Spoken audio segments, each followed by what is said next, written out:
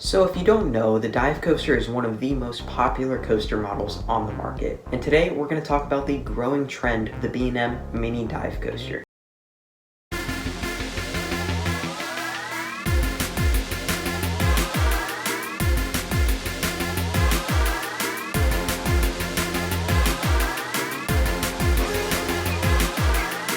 Now I know that the first installation of the dive coaster model was Oblivion at Alton Towers, but we're actually going to start our journey at a little park called Busch Gardens, Tampa.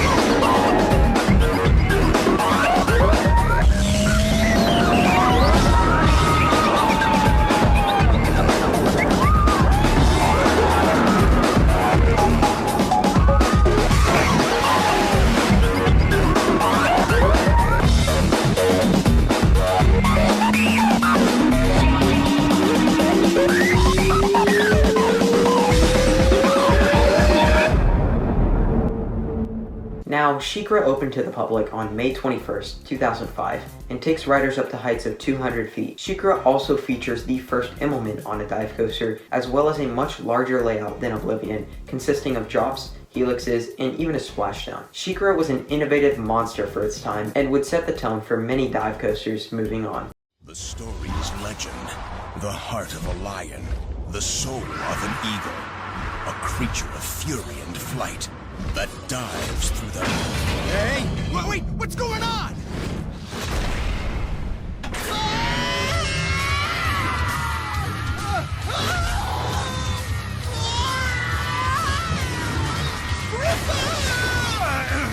Griffin, only at Busch Gardens. Live the legend. Following SheiKra, its sister coaster, Griffin, opened at Busch Gardens, Williamsburg 2 years after SheiKra's bold debut. Griffin would surpass SheiKra in height, speed, and also add an extra inversion, being a second, smaller Immelman after the midcourse. The Busch Gardens parks had created two machines of coasters that would still please the general public to this day. Let's fast forward 9 years later to a park who is not afraid to break these dive coaster records. Cue the Valravn advert.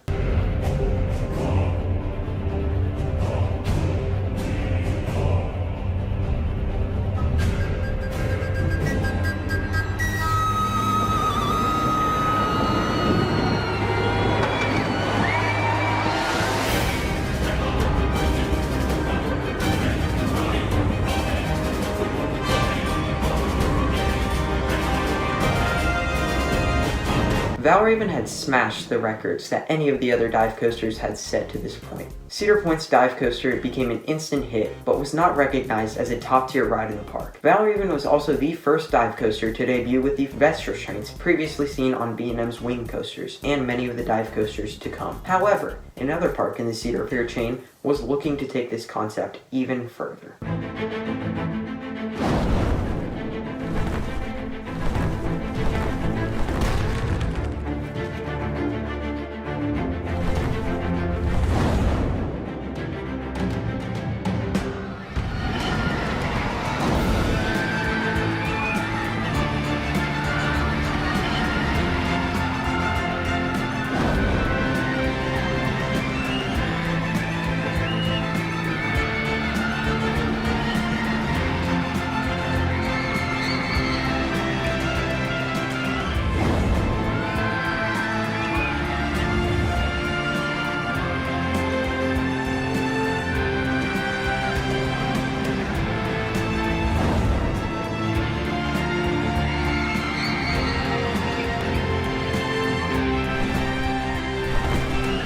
Alright, for real, I'll stop with the adverts, but Yukon Striker elevated the dive coaster to a complete experience. Yukon features a whopping 4 inversions, along with a 245-foot drop, which is the biggest on any dive, while still keeping some of the elements from its predecessors, such as an Immelman and a helix. At this point, the dive coaster market was booming, and it looked as though parks were on a race to build the biggest and best dive machine. However, This was all about to change when Seaworld San Diego debuted Emperor, which was the first of the mini dives in the US. Emperor ditched the mid-course brake run and was straightforward from start to finish, giving it essentially the best pacing on any dive coaster to this point. Gone were the big, swooping inversions, and in were the new, tighter, faster, whippier elements that we knew and loved from old school B&M. Emperor created a spark of debate on if bigger always meant better for not only dive coasters, but for coasters as a whole. Soon after Emperor, we saw yet another mini dive open up, this time down in San Antonio at Six Flags Fiesta, Texas. This coaster was significant because it was the first time Six Flags had worked with B&M since X-Flight in 2012. And what a better model for Six Flags to choose than the new and improved budget mini dive coaster.